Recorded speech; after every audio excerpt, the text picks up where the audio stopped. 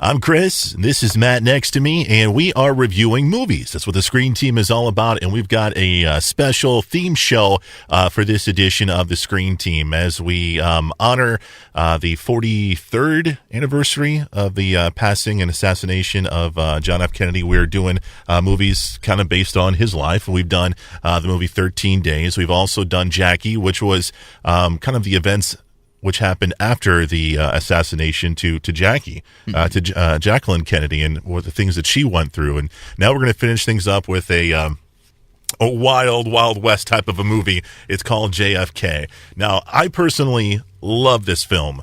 Love it, love it, love it. But I got Matt here on the review. This is a movie you had never, ever seen before, correct? Never, no. So I'm kind of curious what your thoughts are seeing this movie, what is it, almost 30 years later? Well, it was early 92, 90s. wasn't it? Yeah. So, yeah, it is pretty close to, wow. I don't want to think about that being 30 years ago, but yeah. So, I love the cast.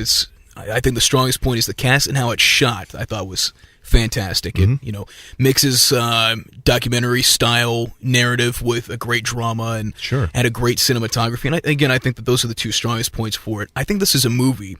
It would have held my attention a lot better had it been shot like as a miniseries for FX, like the American Crime Stories or HBO. With this one, it was kind of a struggle for me to watch it. It's one of those. It's 3 hours long. It's 3.5 hours long. You're right. It's a big one. And Yeah. again, like the cast holds your interest enough. Like seeing John Candy as like less than likable guy in the movie, and with a Southern draw. I mean, like everyone just gives a great performance.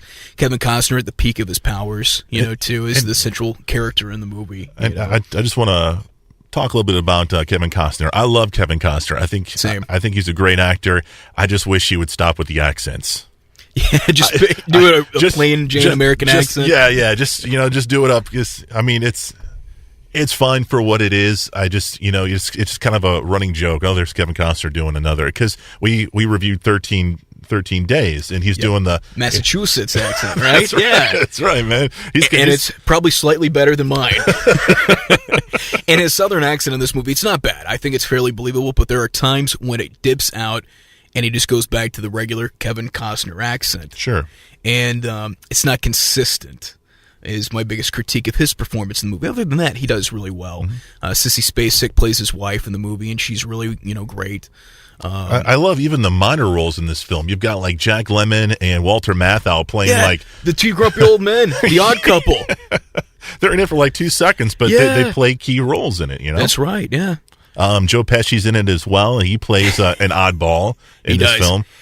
One complaint about his was the eyebrows. Like, his accent was pretty good in the movie, and it's Joe Pesci. I won't complain, but the makeup job for him, I thought, was a bit weak in the movie. Well, wasn't it done on purpose though? I mean, wasn't that real guy supposed to? I think so. Look like that. I think so. Like, I had to look that up. It was like, oh, that doesn't look. Maybe there's something to it. I think you're right, but I couldn't find any info on it that was conclusive. What did you think about Gary Oldman? He plays Lee Harvey Oswald. Yeah, he looked just like Lee Harvey Oswald. He can get lost in a role for sure, man. Yeah, scary good actor. I don't know how he doesn't have like a billion Academy Awards under his belt. So the guy is he's one of the best of his generation. You know? I think there's obviously there's a lot that we don't know about JFK. There's a lot we don't know about the assassination, even though the government has released a lot of documents and information that was kind of in hold for 30, 40 years. I think what people should not do is watch this film and take it as factual. Yeah, well, it's funny because I see a lot of people that don't trust the media, don't trust the government, and that's fine. I don't disagree with that.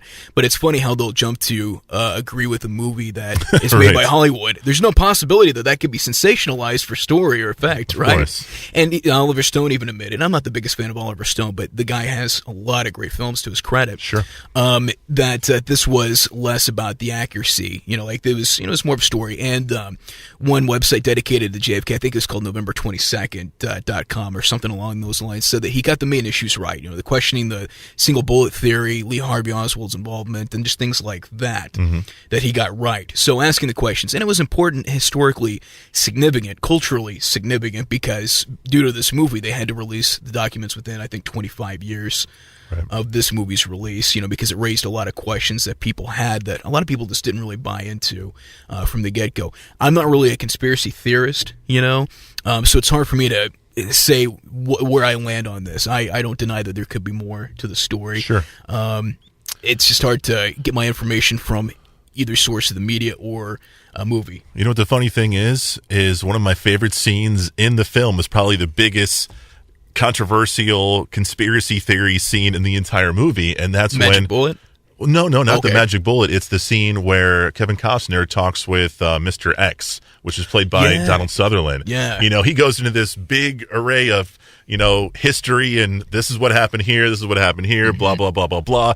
But the scene itself is so intriguing and so emotional and so powerful for the movie that's one of my favorite scenes. I really enjoy it. Yeah, you know? That's a good point. I was thinking of, like, because that's what I think when I think of the movies. Before I even saw this one, I knew about the examination of the magic bullet, which I always think of the Chappelle Show episode whenever he's the president, and he's like, it was shot with an actual magic bullet, you know? But did you ever see the Seinfeld episode?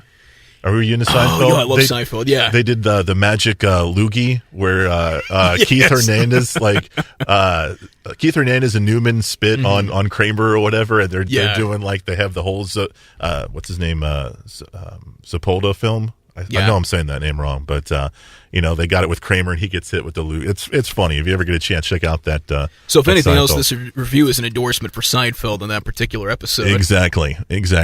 So I really like this film. It's a movie that I can put in every 5 years and still get, a lot of enjoyment out of. But you seeing it for the first time and kind of had a hard time keeping interest, is this a movie that you would want to maybe see again down the line? Yeah, definitely. I think there's some movies you have to see every few years because there's a lot of information to this film, both historically factual and not so accurate. But there's a lot of information to take from it and some really powerful performances. Sure. Again, Tommy Lee Jones. Kevin Bacon was in it. Kevin Bacon, really, really good performance. Small role, but again, very good performance. Right. A gentleman that played Yondu and Henry Lee Lucas. Michael Rooker. Oh yeah. He's phenomenal. And even though it's a smaller part, but he always has a great presence to him. And again, there's just a lot of really great performances. Even though that a lot of them are short, they maximize their minutes, and it was really that's a good point. aptly cast. Very, very so. So we got a good cast, good cinematography, and but remember, the movie is not it's not something you want to show in history class, kind of right? thing. Unless you're dissecting the accuracies versus the inaccuracies of what we know. That's a good point. That's a very, very good point. Movie's called JFK. It's rated R. Runs, like Matt said, runs over 3 hours. So if it's a rainy, gloomy Sunday and you want to kill some time, this might be the one to do it for sure. That's right. Good for the tinfoil hats. That's right. Good for the tinfoil hats. My name is Chris. This is Matt. We're a part of the Screen Team. We thank you for listening on KWOC. Thank you for watching on our Facebook channel, our YouTube channel. And remember, you can check out everything on our official Screen Team website at screenteampb.com. For Matt and Chris, we're the Screen Team right here on KWOC.